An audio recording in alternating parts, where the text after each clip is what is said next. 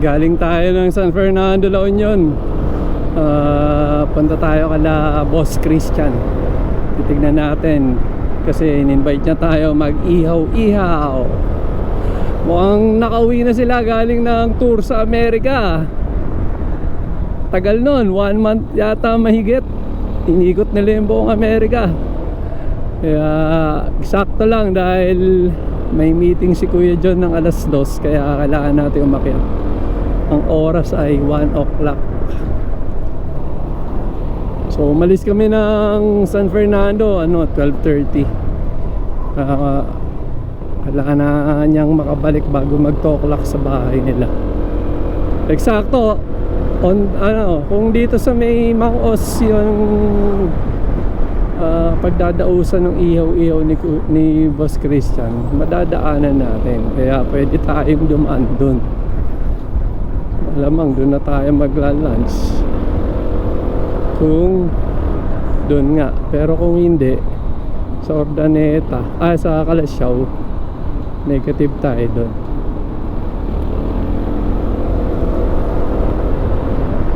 Kasi kailangan ng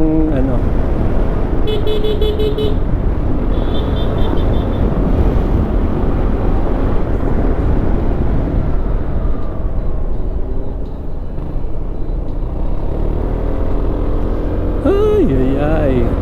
Mas masarap ang paakyat, mas mabilis kaysa sa pababa. Sa experience ko lang kasi makakatakbo ka ng mabilis pagka paakyat Pababa parang ubos ang preno mo pag mabilis ka Hindi kagaya sa paakyat, release ka lang ng gas, magme-minor na yung konti hindi na siya ganun kabilis mas mabilis ang braking power kapag paakyat. Hindi hirap yung preno.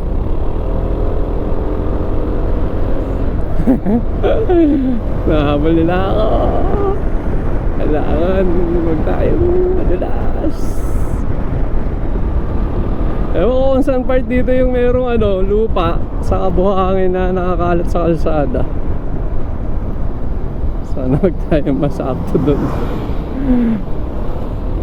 Kaya ang ating pagmumuka kapag na-shoot tayo sa buhangin sa lupa. Pipirma tayo ng ilang buwang kontrata sa DPWH kapag tayo na-slide.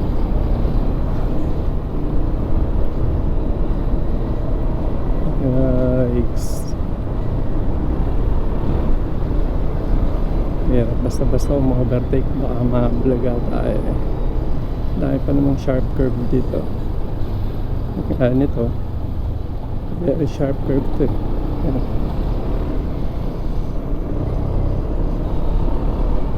so safety first.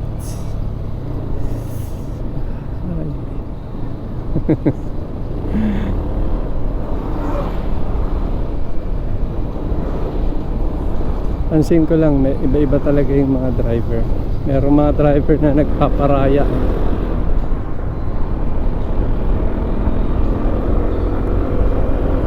yung pag nakita nilang may sumusunod na mga motor at di naman nila makukuha ng gumigilid na sila tapos pinauuna nila yung mga motor. Yun yung mga sa tingin ko driver na nagmumotor din o kaya yung mga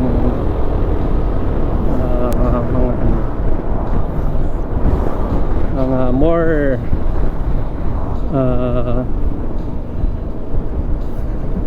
ang hirap pumahanap ng salita, more educated. Parang ang bigat na more educated. Lahat naman educated, kaya lang merong mas street smart na education. Kasi hindi lahat ng dunong nakukuha sa libro at paaralan. May mga dunong na nakukuha sa araw-araw na pamumuhay.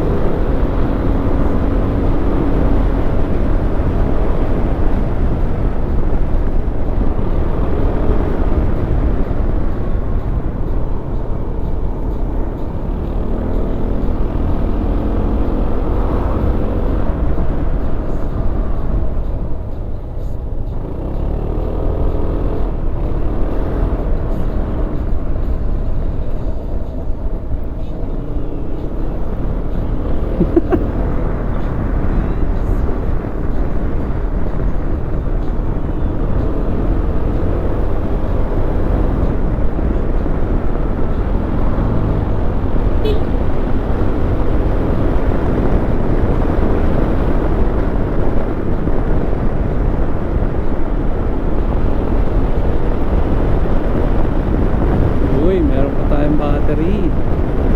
Palit yung mga kambing, oh. Daming kambing, oh.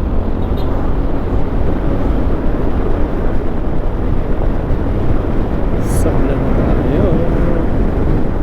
Sablan.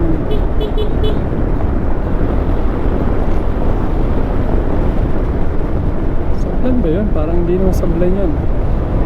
Parang ano pa lang to. Yun. Buo pa, oh.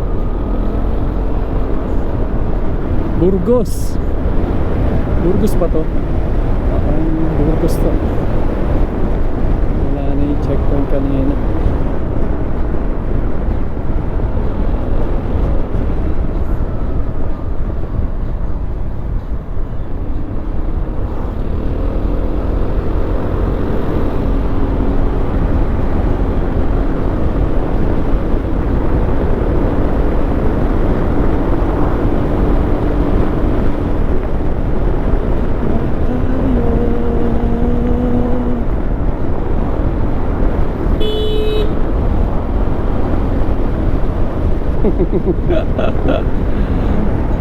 Loko ka. Mamadali ka.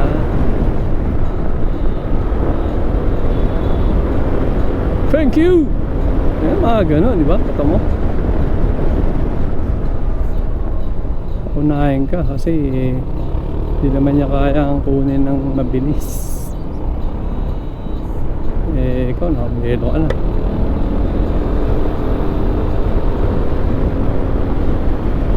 There are more educated drivers than others.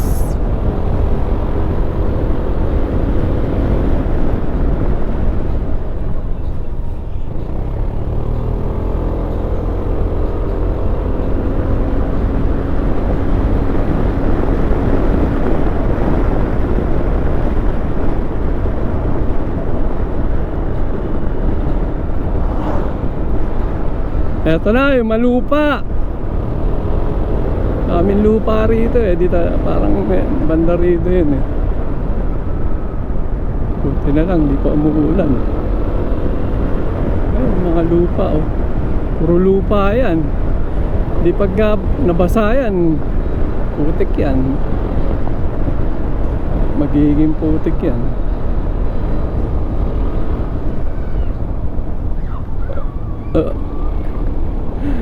Pagka naparami ko ng kape ganyan, ligay ako ng ligay. See, it is real.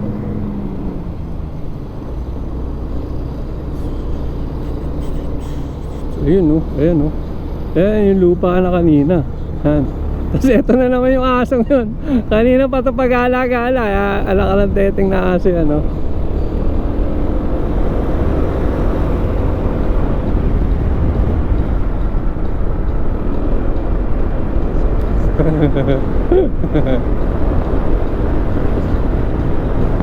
BNB. Yun, lampas lang pala ng BNB. Meron lupa.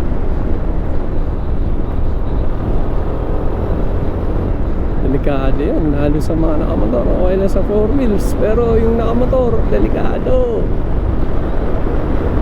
Lalo sa gabi.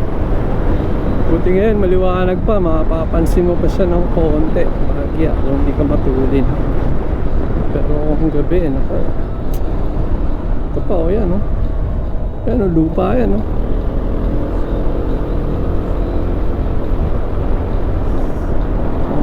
Dapat, ano, tanggalin yan yung mga kahit residente na lang. Kita naman nila yan. Delikado. Kawawa yung magdidiscretion.